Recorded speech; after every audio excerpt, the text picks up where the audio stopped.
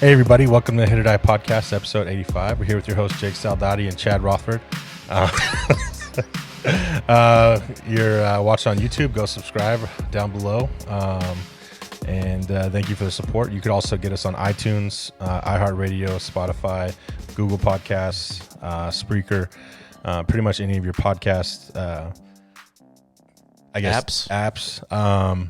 Where podcasts are heard. But it's always nice to watch it. This one you probably want to watch because it's just us two. But thank you again for the support. And big news, we have our store is out. It's going to be the last store of 2020. And this will end this Sunday, the 22nd at 11:59 p.m. And then all your items will be about 2 to 3 weeks to get shipped to you this time. So all you guys at the store last time, it got shipped to us. This time we fixed it. It's getting shipped to you guys. And hopefully it's before Christmas. They'll have it before Christmas. Hopefully it's before Christmas. That's the plan. We're trying to get it there. It is going to be U.S. Postal Service, so you never know with them. But we're trying to give the 4-week window to get to you guys. And we added some new items and logos. Some of the new items we have sleeveless and long sleeve workout hoodies, so they're a little thinner for working out in. They're really nice. All the college guys and high school guys, all the people that like to work out, they like to show off their guns. We brought back the camo trucker hat. And then we got asked for a flex fit hat. So we got a flex fit hat on there now. And we still have our gator mask and then our traditional mask that goes around your ear. Those will still be on there. And there'll be a link in the description to the store too. So we'll be putting it on social media. So go follow us about every day. Yeah, Twitter and Facebook and Instagram at HIT.OR.DIE podcast. We had a guest book for today, and last minute had to take care of some stuff. So hoping the best for him. And also this week at Veterans Day.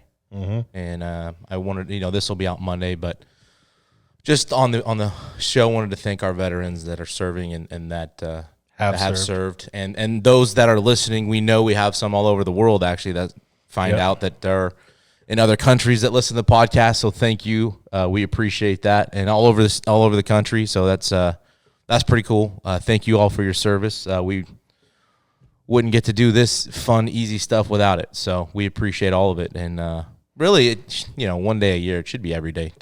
Yeah. I do want to. My cousin's a Green Beret for a long time. I just want to say thank you to him. He's been through a lot, and he's retired now.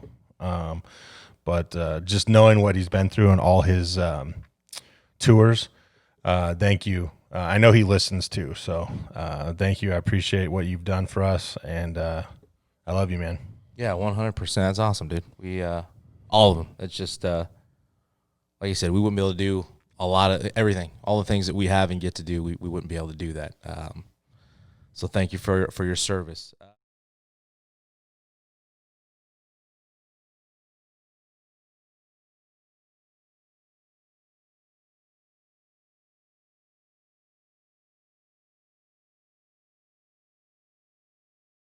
Hey everybody, welcome back to the HIT.OR.DIE podcast, episode 85. We're here with the head coach of Hanford High School, Dalton Silva. Dalton, thanks for joining us on the show. No, thank you guys for the opportunity.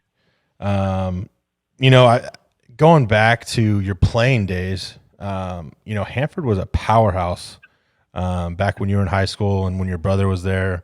It hasn't really been that way in the last, I would say, 10-ish years. Hasn't been that. They were feared back then. So I think with you getting that job, I think it might bring that back a little bit, that mentality. I think they were just missing that mentality a little bit of, how you guys carried yourself. So moving forward as the head coach, first of all, how excited were you to be the head coach of your alma mater, but then just your plans moving forward as well? I was pumped 3 years ago when I was in Texas as a volunteer assistant at the school at Lubbock Christian School I went to, and when the job opened up 3 years ago, I came back and I didn't finish my schooling, but I was like, dude, I can't miss this opportunity. It's something I've always wanted to do, and so I didn't get it, and coached there I was an assistant, and then went to Reedley College for a year, and then was kind of focusing on like my lessons and focusing on myself and trying to, get better as a coach. And then the opportunity came, and it was tough because I live in Fresno now, so thinking about financially, it probably wasn't the smartest decision, but I just didn't let it go, and I was pumped about it when I got the call for the interview, and when I got the call that I was the head coach, regardless of the the COVID thing, the circumstance, I guess, of the pandemic and all that. But yeah, like what you said about the whole, like, I guess what like I've been talking about at practice is the culture, and like I have guys on staff that were a part of that culture, and so I think it's gonna help help me get that program back to where it was. Like we always talk about, like nowadays, like kids, they go to Clovis High, Clovis West, Buchanan, wherever, like nice fields, and they're like oohed and awed by these fields. Like back then when we went there, and it's nothing against them, but like we didn't have the best stuff. We didn't have the newest baseballs. We didn't have whatever the facilities they had. And like we would go there and not, beat up on them, but I felt like Hanford then was, like you said, probably 10 years ago, like that was probably the end of it, like 2010-ish. So.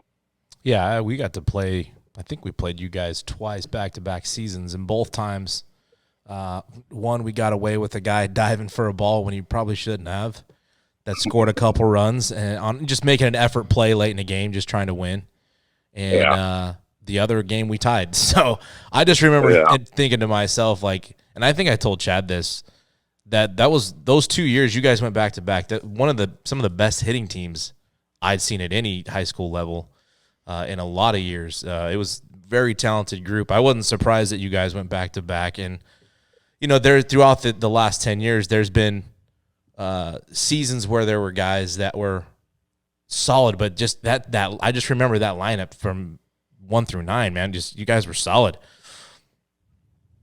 Yeah, no, for sure. Like the back-to-back years, like we had, think of like my sophomore year, we had like my brother Dustin and Tyson Perez, Brandon King, Steven Siston, like just different. There's a lot of like leaders who are on the team with these older guys when they were on the team, and it just kind of helped. Like they were really good at being leaders and buying into the culture of Hanford High baseball. And but then to speak about the team that we had, like we hit for sure. We definitely didn't have a dominant arm, I would say, on the mound, but like we thought that we could out hit everybody, and it ended up, I guess, working out in the long run. So yeah, you guys definitely out hit some teams, and a couple of years ago, I think Hanford made a run to like the semis and lost to Mount Whitney, and so there's been some decent clubs over the years, but nothing I think as deep as what you guys had, especially offensively. That was a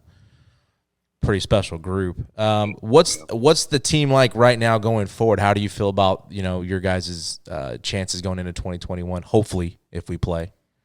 Yeah, right now I'm 7 days, 6 days in, and we're just doing conditioning and stuff right now. But as far as the talent that I've seen or heard of, like I think as far as in the infield, I feel like it's probably going to be a pretty talented infield. On the mound, I think there's going to be we have a guy coming back from Tommy John,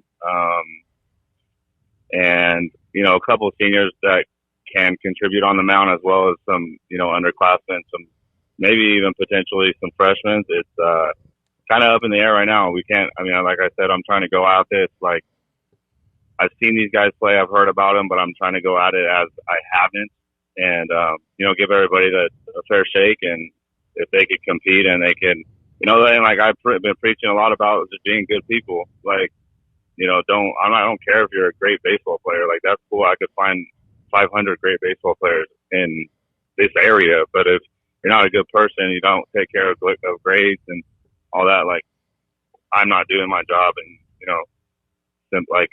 that's not what I want in my program, I guess, is kind of what I'm getting at. Yeah, I think it's about just getting that culture that you're talking about and your program as your own, and having everybody buy in. Because once they buy in, then the seniors will buy in, the junior, and all the way down. And then that way you get guys coming in and they already know the system. You know, that's how you build programs. And I know who you got with you, and I've talked to your brother a lot, and your coaching staff, you guys love the game and you love working hard, and I know you guys are a little bit of old school too, with the discipline and that kind of stuff, and I think that's going to go a long way as well.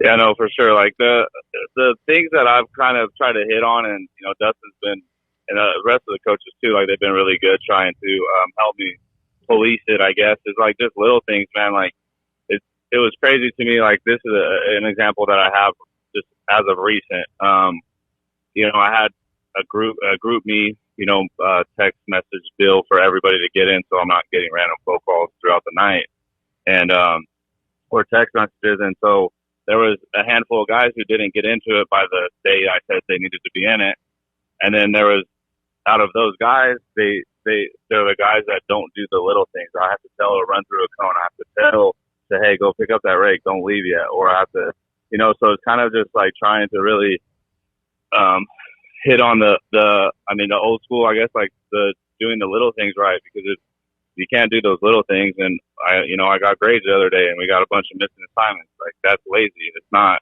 if you're struggling in school or if you're struggling, like I could work with you, your teachers can work with you.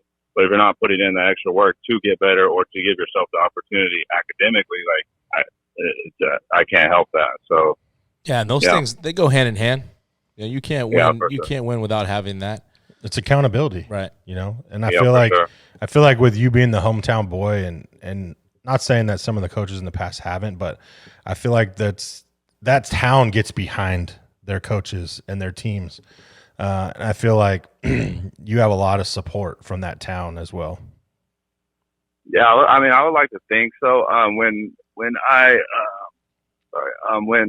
do like Christmas camps and stuff, it's going to be my third year, but my first 2 years, like we have over 100 plus kids come and like charge a very minimum rate just to get I get as many people as I can, And what it is like a Toys for Tots thing. So they bring toys and it goes to like a home in Hanford, like it's called the Hannah and Fraser homes, which are just underprivileged families pretty much. And when I go out for the donations or support, like it's like Hanford loves Hanford, and like that's pretty much like what it is. And like even me being the head coach, like I've had numerous companies and people like offer, hey, if you need help with this or with that, with the field, because I mean, let's be honest, we've never had a good field at Hanford. So those things are nice, and to have that support is definitely like it's going to help in the building the culture and building the program. No, I agree 100%. I was going to ask too, how being at Reedley, how much does it help being under Coach Purse and Coach Essien over there the last couple of years, and just seeing how they go about things? Well, Coach P, like the little things, like that's just will forever be instilled in me from him. Just like how it wasn't like, okay, you picked the guy off, like that's cool, but you did it wrong. You need to do it right. Like you're doing it, you need to do it this way. This is how we're going to do things here. It's not like, and so just kind of taking that approach, like, and I mean, he's one of the, I could say arguably one of the best baseball minds that I've ever been around. He's always, wanting to help, asking about, hey, how's your family doing? He's just a great dude overall. And then Essien, I've had a relationship with him since I was a senior in high school. I played like a college summer ball league or whatever, like around here. And ever since then, like we stayed in touch. And when I went off to college, like I would, message him and, try to get some, pointers or whatever. And, but like coaching with him, it just opened my mind up to some other things that maybe I was missing. And, in the instruction I was giving my lessons or, giving kids at Reedley College, so, I think both of them, they helped equally. But I think that opportunity that I had there, I'm glad that I took it for sure. Yeah. Do you see, speaking of like the field and support, are there anything you can kind of tell us of any of the field, anything moving forward, projects or anything you got planned? Yeah, there's this, company that they offered. It's a guy he's pretty high up in the company. He's a Hanford guy. I actually grew up next door to him and his family. He went to high school with his daughter and stuff like that. But he's actually offered like pretty much a full turf renovation, just, like fixing sprinklers, adding a warning track, just things that haven't been done that need to be done, little things like that. And companies offer to donate C-trains and make them into like a clubhouse locker room area. It's just like a bunch of little things like green slats in the South Territory fence. Like people have offered to donate that. Seating, like just a bunch of different stuff. But as far as the field, I think that's primarily going to be taken care of from, the school, myself, and this company. So that's huge, man. That makes all the difference in the world too. I mean, you look at all these playing surfaces now, and Memorial's got them, and all the track schools have just beautiful playing surfaces. It makes Fresno High is awesome. Yeah, you look down at like Reedley and Emmanuel's facility, and so that's awesome, man. That you're getting help from the community, and I just hope that continues, and people can stay excited about it because all that's especially being in a smaller town. It's hard to fundraise. It's hard to do what a lot of those track schools can do, or the private schools. Plus the pressure.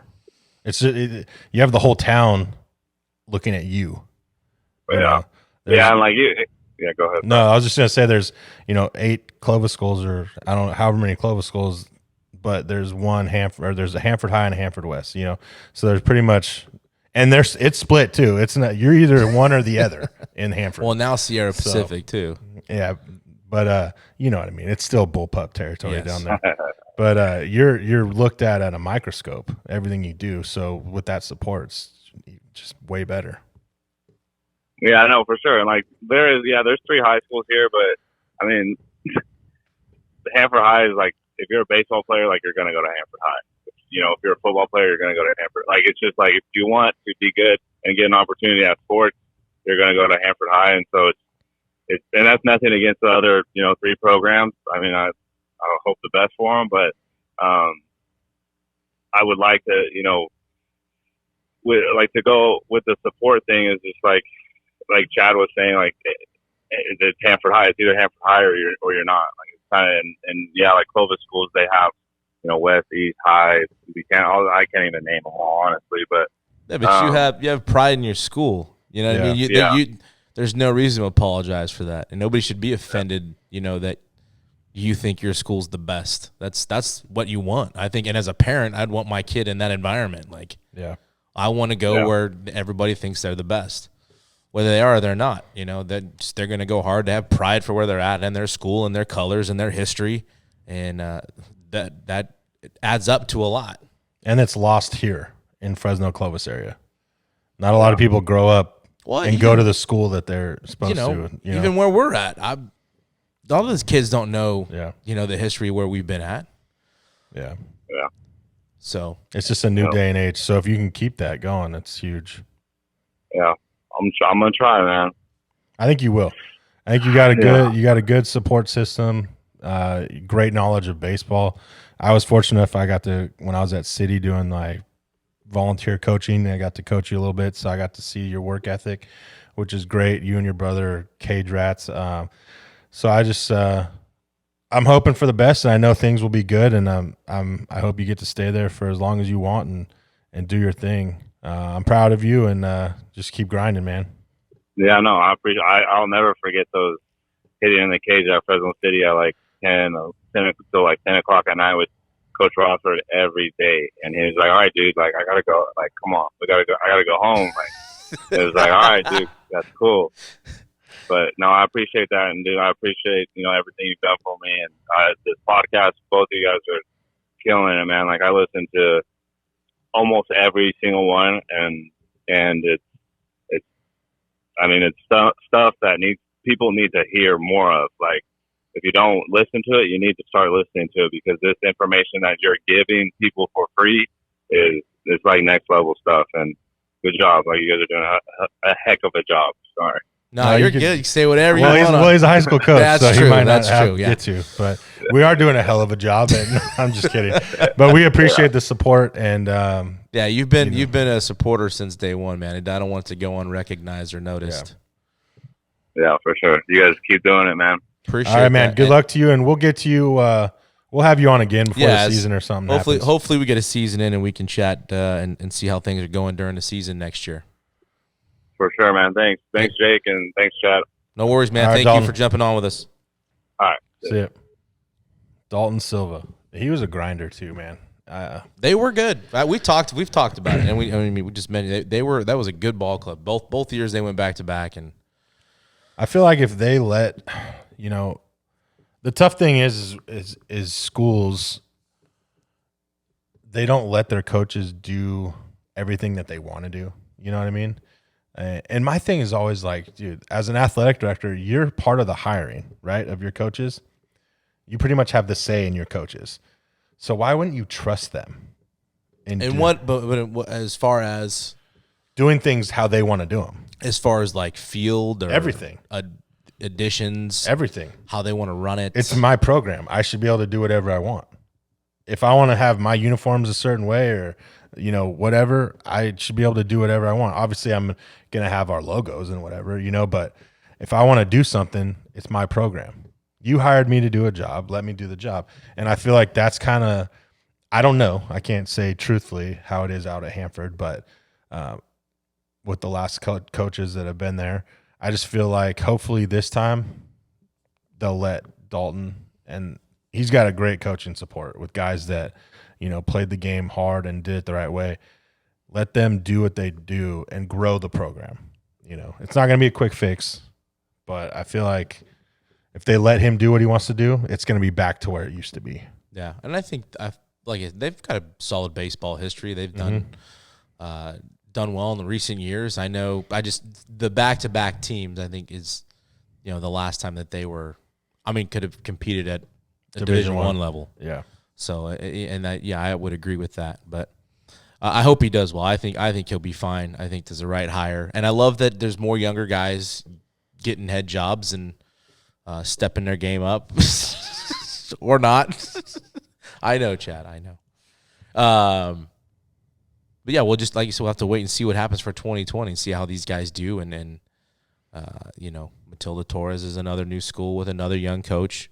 One of our assistants getting the job there, and Brian Rubicaba. So we'll just have to see how things develop, and hopefully kids stay. They don't lose guys to other schools too. So we'll just have to keep our eye on that. I think that with all these new schools opening up, that's why we have to go back and look at the leagues. We have to. Well, and sports-specific leagues. They've put out that was terrible. That was terrible. They still had. They added NYL teams to the CMAC. They added Garza to the track. Garza is not even going to have a varsity team for 2 to 3 years. They don't even know how they're going to play. They're going to split up Central Unified. How are they going to compete at the track level? Even the Grizzlies maybe now. I don't know. I don't know how they're going to split all that up. Yeah, who's going where? So I just don't understand why you can't put Bullard and Memorial in the track. I know Bullard wants to be. Bullard's always wanted to be. I'm sure JD wants to be, and they have the players to do it. I don't. Yeah, I agree with you, and I don't mind some of those NYL teams merging into the CMAC. No, I don't either. But don't say. But I think Memorial and so no NYL teams will ever win a league championship. We're gonna be all right. I'll be realistic. South's gonna be pretty decent in the next year or two. I'm gonna be realistic. They're not. You don't think NYL team's going to win the CMAC in baseball? No. They're not going to be Bullard. They're not going to be Memorial. Not a Division Edison, Madera. Division II NYL. Or are you saying, I'm sorry, NYL. League. It's going to be a league. You guys are going to be in Don't count out Pappy. Pappy, I'm not counting you out. I am. Never count out Pappy's bench. I am. It's just different. It's a different player. It's a different dynamic. It's just I think what kills if we're going to be honest, I think what hurts is if we're doing 3 games a week in league. Yeah. That hurts Ed, Madera, Sanger, Fresno High, Sunnyside. 100%. All those schools. Edison. Yeah. We're not deep enough. Yeah. Bullard's going to be deep enough. Memorial's definitely going to be deep enough. So that's maybe where it would kill us. Yeah. I think more or less, a Fresno High would have a better opportunity. We would have a better opportunity if we were the 2 days a week. 3 days a week is going to be hard. And if Bullard and Memorial were But everybody's got to do it. So, and this game, dude, you never know what can happen. I know, but we're not talking about the big league. I know it's baseball and anything can happen, but yeah. I'm just saying, I coached terribly, players that didn't buy into a system that were good on talent, that have beat up on teams that were well coached and played well, but they just weren't good enough. Didn't have enough talent. And in high school, talent will take you if you're playing level wise. Now those teams will lose against talented teams, like equal teams. But I'm talking about a team that's not as equally talented, that does everything right, does things the right way. They're still probably going to lose to a team that's way more talented, more times than and I would agree with that. Coached terribly and doesn't run the right way. They don't do the little things right. They're still going to win because of the talent. Yeah, no, I would agree with that. So that's why I make that argument that it would be hard for an NYL team to win it all in the CMAC by combining those. Because Sanger puts out a good team too. Yeah. They were down, but I mean, it seems like Sanger's like they're really good and then they're down for like 1 year or 2 years and then they're really good again, so they'll be back there. Yeah, they will. Edison always throws a competitive team. The CMAC's competitive. So that's where I think the leagues are just like, I mean, you added a school to the track that's not even going to have a varsity program. Maybe start in the CMAC and work their way in. Well, yeah. Isn't there another Clovis school being built too? Yeah, Clovis Northwest, Southeast. I don't know. Central North. I don't know. I don't know either. But it's just put the teams that deserve to be in there. It's not League CUSD. It's not Clovis Unified School District League. It's the track. So put the teams in that can compete in the track, which Bullard and Memorial can compete in the track. Yes. So, and if you're going to have them in Division I playoffs, and that's why I say they probably want to be in the track. Yeah, for sure. Wouldn't you want to play those teams going into playoffs? Yes. Or would you want to play NYL CMAC teams going into Division I playoffs? Well, look at what happened this year, okay? San Joaquin Memorial played a crazy hardest schedule. Yes, without question, the best schedule of any team in the section. 100%. And I think they were 8-1 when games stopped. Mm-hmm. And then they were going to roll into CMAC, and they were probably going to pound everybody. Going into post, they might have lost one game. Yeah, going into postseason, they're going to have to bring their game back up. But even at that, if you look at competition-wise, their schedule, strength of schedule, if they hadn't played such a tough schedule, they probably got screwed in seedings. Yeah.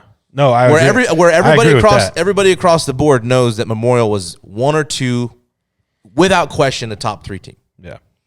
So, yeah, why wouldn't he want to be Division I? Yeah. No, I agree. He'd take his team to play on the road twice. Yeah, and off of that, playing in the CMAC, I think might hurt him even more going into the playoffs because you're used to playing. Well, I think it did Bullard it's done it to Bullard for a lot of years. Yeah. Yeah, I agree. So, yeah, maybe, like I said, I know Tom and I'm sure JD want to be in Division I 100%. And play, especially if you're going to be in D1, they probably want to be in the track. Yeah. So, and I agree they probably should be there. So, but I don't know. I think those were just proposed leagues. So they were stupid. And I don't know who votes on all that stuff. I just thought it was interesting. Need to be in there. I don't know if you need to be in. I'll make it right. I would make it right. Come on. We put out leagues, and our leagues were pretty damn good. I thought they were. Yeah. I mean, I don't know if we tried to make it as even as possible. Yeah, I don't know if we excluded any schools or not. But. Which we probably did. But, I mean, give us all the leagues, and we would probably make a better league.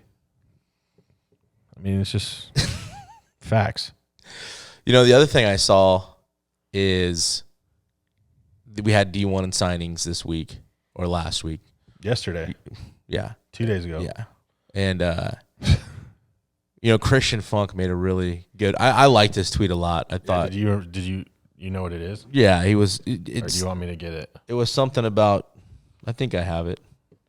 Yeah. He just said, "You high school kids out there upset about not signing an NLI or getting offers, don't trip. Go be a JUCO dog. Get picked up there or get picked up out of there. D1 loves JUCO grinders."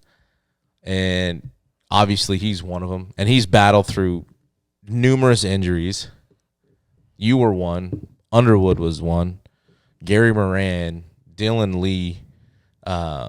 Gonzalez. Yep. Coach Gonzalez. Yep. Fresno State. I think Pat Ware said he was a JUCO guy. Labandera. I'm not 100% sure on that, but Labby. There's nothing wrong. There's no such thing as D1 or bust. There's no such thing. And if you actually listen to our show, you will understand that because everybody we've had on here has had different avenues to get to where they are. Mitch Carricker. JUCO. I loved what he talked about. Like, I felt like I was Division I. And I wasn't maybe out of high school, but I knew my potential or my future was in Division I baseball. And he bet on himself. Yeah. I think Bradley Senaway is the same. I think he's Division I player. That hurts me. That hurts me. Just watching him play the last 2 years, he's not on social media. He's not complaining to nobody. And he's going to get what he wants out of the game. I'm not worried about that. He was the best hitter out of the 20 class. You think so? Yes. I'm not going to argue with you. I mean, you would know better than I would. I mean, the best hitter out of the 2020 class. He was just tapping into his pop. But I'm saying there was opportunity there, right? He had an opportunity, and he chose to. He bet on himself because he wants to go D1, and he's gonna go to. He's at City right now, so he's. And what's the worst that will happen? He might go back to where he got offered, or D2, which is fine. We've had, but that's what I'm saying. That's what's wrong with that. Because we also talked about freaking Serrano, the fit. You might get offered to a D1 school, and you might go there, and you might not play for 4 years, and then you're done. Yeah. But you might go to a D2 if that's your fit. You're gonna play. Go somewhere you're gonna play, and fit in. And so, speaking of tweets, I thought Pat Ware's was another good one last night. I want to read it. In basic, well, you're gonna read. Yeah, we'll read it. But talking about knowing how many players they had just signed. To be leery of it. Go ahead. Some takes on the NLI signing tweets the last 2 days. Number one, if you're a junior, you didn't sign. That's not a thing. True story. That's true. Number two, if you have a walk-on opportunity, be proud. They are rare. Number three, if you are one of 15 players that signed with school X, so whatever school, check tweets. Be worried. They got too many guys. So it's all true facts. It's funny. It is. I mean, it's just there. Everybody is just like, just be proud of where you can play. Yeah. Like Batesall, there's nothing wrong with being a good high school player. No. And then you're done playing. There's nothing wrong with being a good junior college player. Like, there's nothing wrong with that. Nobody's telling you that you have to be a big leaguer. Just because you don't get to here doesn't mean that you weren't good. Yeah, that you weren't good. There's so much talent that has come from this area in the last 100 years that never made the big leagues. You know what I mean? Like, can you imagine putting a list of guys that never made it to the show that were probably good enough or better than all these kids coming up now? That was that also might have gone to the JUCO route. We should collaborate with everybody and put that list together. Holy cow. We should. Holy cow. He talked about with Tyson Perez. Yeah, he got close. AAA with the Astros. He was close. But I mean, you talk these guys. Gamboa, Allison. Well, they're still there. But I'm just saying, JUCO guys. Yeah. That are chasing their dream. Mm-hmm. It is not D1 or bust. No, it's not. It's not D2 or bust or D3 or bust or NAI. Go to where you're going to play. If it's not going to be at a 4-year, there's nothing wrong with going to a junior college. I mean, we've said that all along. There's nothing wrong with going to D2. There's nothing wrong with going to NAI or D3. It's not D1 or bust.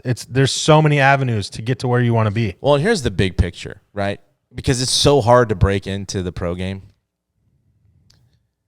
I've talked to a bunch of kids that have gone to schools in the Midwest, East Coast, small D3s, some places I've never even heard of.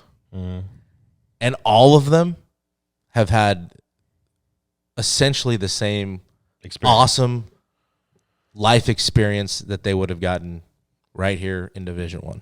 No shot. I'm just talking about. I'm saying. I'm talking about. I'm calling BS with their experience, life experience. Okay, Maybe not playing wise. No, okay. Like I'm talking about college. You're talking about college experience. Yes, okay. I'm not talking about playing it. Because I went to a D1, some D3 in Fresno State. That may have come out not how I meant it. What I meant was the life experience, the experience with their friends, the college experience. Yes.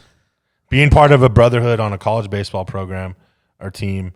It had nothing to do if they were a D1 player or not. It was irrelevant. I agree with that. That's what I'm saying. Now the uniforms, the gear, the field, all the bells and whistles. Yes, that's just icing on the cake, like we talked about with Serrano. Like Northridge, they're not a team with all the bells and whistles, but guess what? That coaching staff's got 3 guys that have been in the College World Series numerous times and know what it takes to get there. So that's a program I might want to think about. Yeah. Fresno State's got 3 guys on staff, four guys on staff, but 3 of them been in the College World Series. They know what it takes to get there. That's a factor. You know, when you think about colleges and schools to go to, and it's like, I think it's just. So if the prize is to wear the Nike gear or, Fresno State's and Adidas gear, I think your thought process needs wrong. To change. Yeah. I mean, don't get me wrong. I hate that I can't find Oral Roberts stuff online.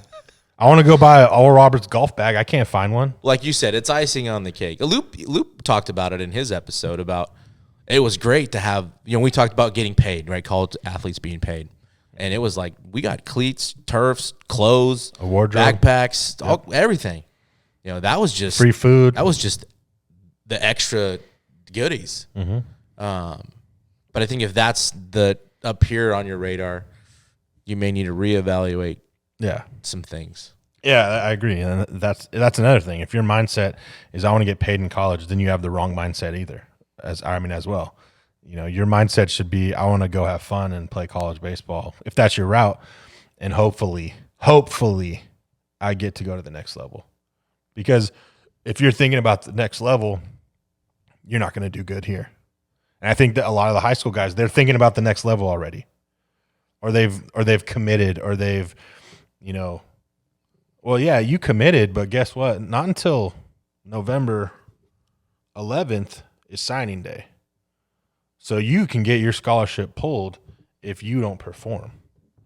So you might commit as a sophomore that, I'm going to the school. But until you sign that national letter of intent, you're not going there. It's still up to the coaching staff if they want to send you that letter. You still have to perform. You got to play for your high school team. Why don't you try to go win a championship for your high school team? Why don't you try to go to practice and grind and prove why you got that letter of intent or that commitment? Instead of being like, hey, who'd you commit to? Don't be that guy. Don't be that guy on your team that you're the Mr. Tough guy. Oh, who'd you commit to? Who'd you sign with? I hate those guys. Because you're just one of those guys your teammates aren't even going to like you. You should be the guy that still works the hardest, grinds, still picks up everything, still helps out with the, picking up balls and doing all that stuff. Those are the guys that are still going to work hard when they get to the next level that are going to make it. Well, and all the teams that I've been a part of coaching-wise that have had great success, the 12 team at Clovis West, the 15 team at Madera, that's what those kids were. Leaders. Those kids wanted to win above anything else. I don't think Fergie had committed. I don't know if Silva had committed yet. I think Clarkey was set up to go to UCSB. You didn't hear about it? No, and they didn't talk about it. I can tell you for a fact, that stuff was not talked about. You talk to anybody on that staff, KP, Hannah, your dad, Van Ann, all those, none of us. You asked, that was not talked about. They didn't bring it up. They had one goal, Valley title. And even Gamboa, he was our only, I think, D1 guy. It wasn't about that. Yeah. And I think when you have coaching staffs they're not afraid to remind them. Gamboa is he didn't really talk about it, but you also had Andy Underwood that played for Batesall and pitched at Fresno State.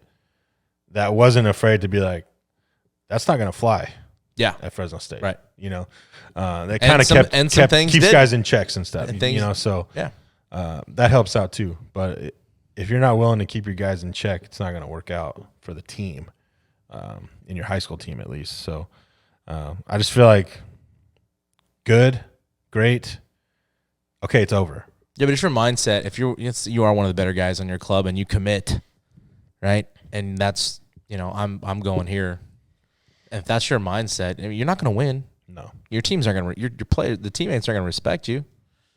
And if you're out, they're going to be out. Yep, I agree. That's why all this social media stuff is ridiculous. I mean, there's a guy that there's a travel ball thing that said we're happy to say guys committed to West Hills College. West Hills College, like, okay, it's a junior college. You can just go there. Like you said, you didn't play junior college. You still have eligibility to go to junior college. Did you want to commit somewhere? That's what I'm saying. It's like now you get those commitments from junior colleges. The problem is but it's a me thing. The problem is people are going to hear that and think you're an asshole. Good. They're going to, and I agree with you. I was going to Fresno City. That's where I was going. I didn't need to tell anybody that I committed to Fresno City College. I was going to Fresno City College.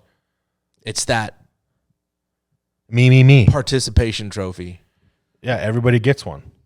And I just don't get it. I don't know. But who's to say if we had social media then that we'd be any different? Everybody likes a little pat on the back every now and again. I don't think there's anything wrong with that, wanting to encourage a kid for whatever decisions he's decided to make. No, I'm not saying that either. But some of it's ridiculous. I agree with that. I would be embarrassed. Like, if my coach was like, oh, this guy committed to – I didn't commit it. What do you mean? I'm just going there. I didn't commit to it. I could still change my mind. It's a junior college. You can't sign anything to go to a junior college in California.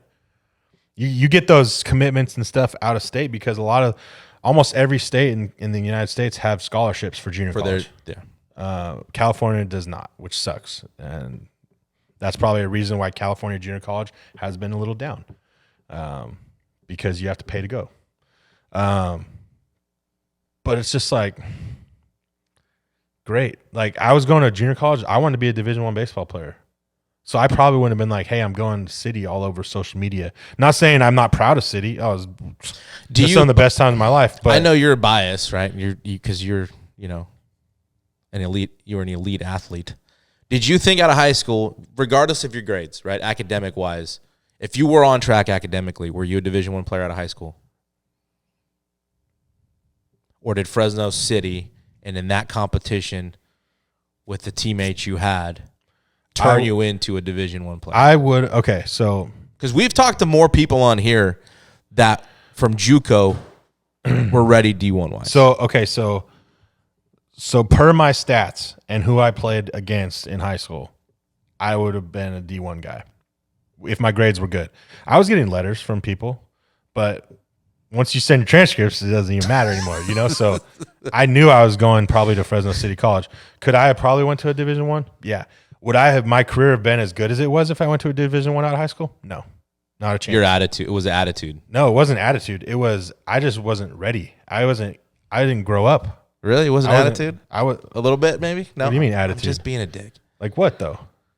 Like I deserve this? No, I was like, I'm going to Fresno. You know what? I'm waiting. Cocky. I mean, I was always cocky. I wouldn't play against you. I don't know. I mean, but I was confident cocky. Like I tried not to say anything I couldn't back up. I'll tell you that much. Yeah. If I could back it up, I say it, and I'm not afraid to say it. And that's how we were at Fresno City. We were a bunch of freaking cocky, confident guys that weren't afraid to. We said some stuff to players before games, but we backed it up. And I think being in that atmosphere, I think not starting right away at Fresno City, almost redshirting my freshman year, that kind of like made me look back and be like, am I doing enough? Am I doing enough to get in the lineup? Am I doing that? And I wasn't. So during the Christmas vacation, I worked my butt off. And when I got in the lineup, I told myself if I get in the lineup, I'm not coming out. And fortunate enough, it worked out. But like your question, yes, I thought I was a Division I player, but my career probably wouldn't have lasted as long as it did if I went right out of high school. It's interesting. And that's all. I think that's. But back when I played, junior college was sometimes tougher. Well, and you probably, I'm sure there was obviously fewer, probably Division 2s, 3s. Yeah, there was no FPU. No, FPU was there when they were just getting started. Just getting started then. When I was there. So when I played, it wasn't available. No, I think 05, 04, 05 was like the first year. And I think the next closest between Bakersfield was Stanislaus. Yeah. So there weren't any around our area. So we were going. You were either going to a Division I or you're going to City, and that's why City was so good back then. Was we had a bunch of D1 guys at City because I think high school was harder too to graduate. To be honest, I'm just saying that. I think if we missed a test, we missed a test. We didn't get to make it up. Like they make everything possible nowadays to graduate. And not saying I didn't graduate, but I barely graduated. I'll put it that way. But I think now I'd probably have a 3.0 and be able to be clearing house. And I'm not kidding. If you let people take everything over again, yeah, there's a good possibility to be really good in school. But if you do it like in your job, if you don't do your paperwork for your client, then guess what? You don't get a chance to redo it. Yeah, I know. So, I mean, I feel like you probably lose that client. I feel like the school also isn't preparing kids for real life, but that's here or there. That's not, our podcast, but I feel like that's why there were so many good players at junior college because the grades weren't there really to be Division I clearinghouse. And the draft helped too because there's draft and follows like we talked about on Andy's episode. Because Andy was a D1 guy. He would have gone D1 if there was no draft and follow. You know what I mean? So could you imagine Andy's career might have been different? Yeah. So that helped out a lot too with JUCO back in the day. Because you had guys that were first rounders in junior college because they wanted more money and they were draft and follow guys. So, but yeah, we'll talk about us sometime. Yeah. If anybody ever wants to hear about it, I think we have good stories. Mine's very short, but could be beneficial to a kid that questions.